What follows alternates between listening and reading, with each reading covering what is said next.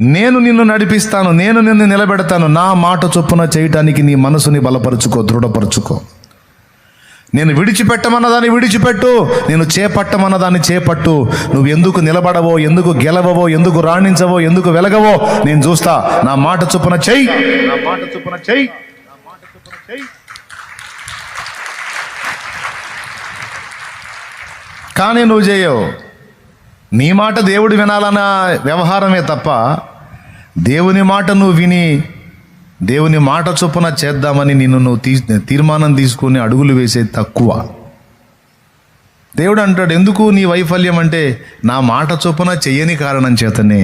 నీ మనసుకు తోచినట్టే చేస్తూ ఉంటావు. అందుకే నా కార్యములన్నీ అగచాట్ల కారణం. నా ఐడియాలు ఏమండి అగచాట్లు తెస్తాయి.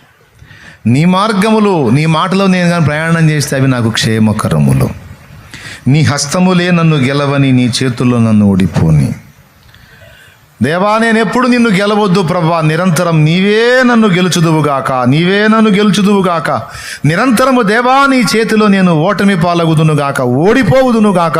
ఇదే జరుగునుగాక, ఇదే జరుగునుగాక. ఆమేన్, ఆమేన్, ఆమేన్, ఆమేన్, ఆమేన్. ఇది మన హృదయ వాంఛై ఉండాలి బిడ్డ. మనం గెలవద్దు దేవుణ్ణి. ఒక సూక్తి గుర్తు రాసుకో.